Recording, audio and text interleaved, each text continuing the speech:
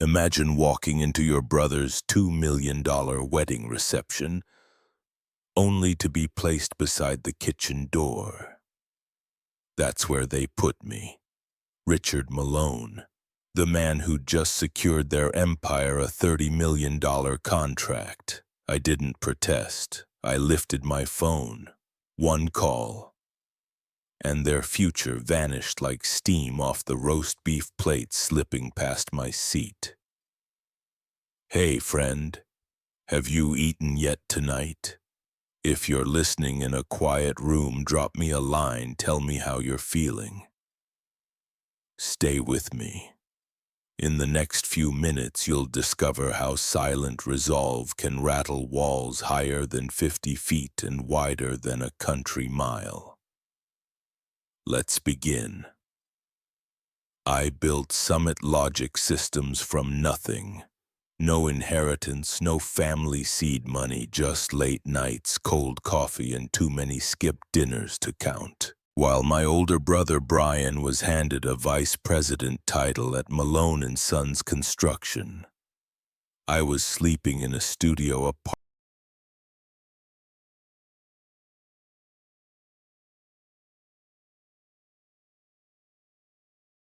apartment with wires running across the floor like vines.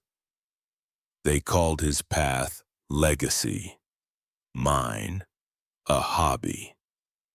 But that hobby caught the attention of Whitmore Holdings, one of the biggest real estate developers on the East Coast.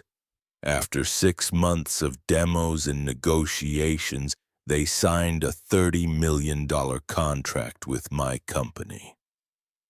And now, standing outside the grand hall where Brian's wedding was about to begin, I felt something I hadn't felt in years. Hope. Maybe this would be the day my family saw me not as the background, but as the builder. My friend Daniel adjusted his tie beside me. "Ready for the circus?" he asked. I smiled. For once, I think they might actually have a front row seat for me. But I had no idea what kind of seat they'd actually prepared. Hey, if you've ever walked into a room hoping to be seen and left feeling smaller than ever, just know, I see you. The banquet hall shimmered. Gold-trimmed chairs, chandeliers, waiters in white gloves.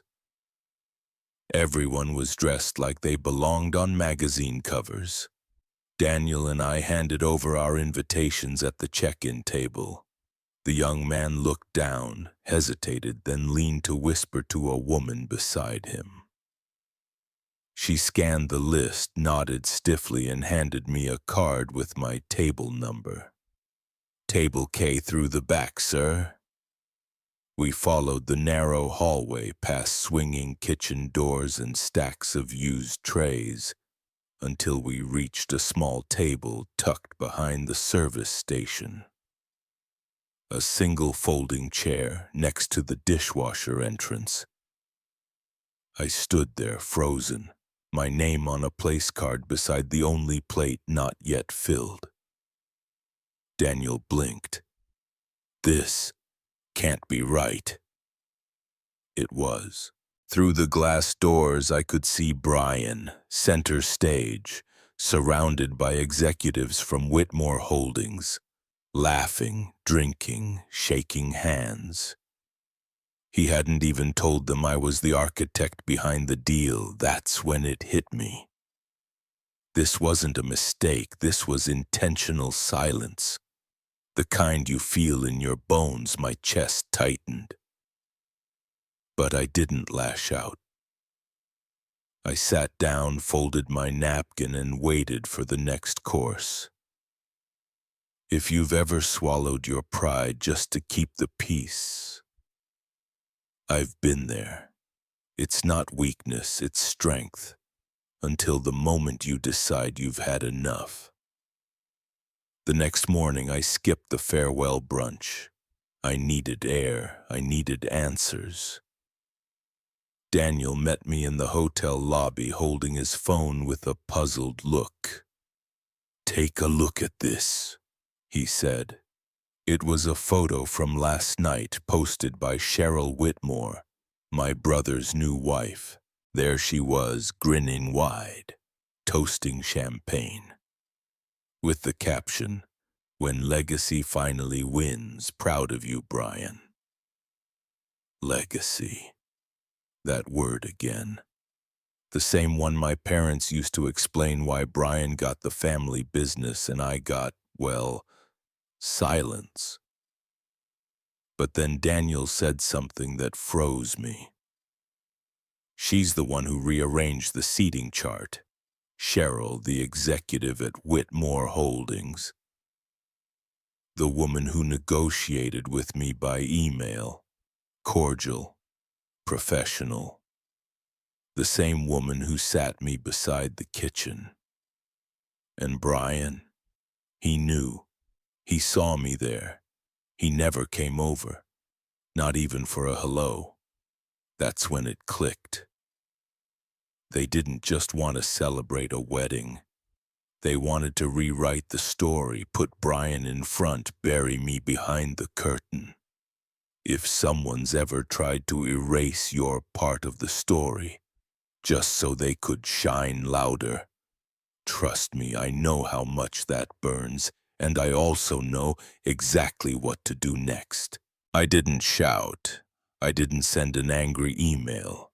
I waited. 2 days after the wedding, I called a quiet meeting with my board and legal team. I walked them through the seating chart, the social posts, and the silent erasure. Then I asked one question. How can we exit this deal without making noise but with all the impact? They nodded. They understood.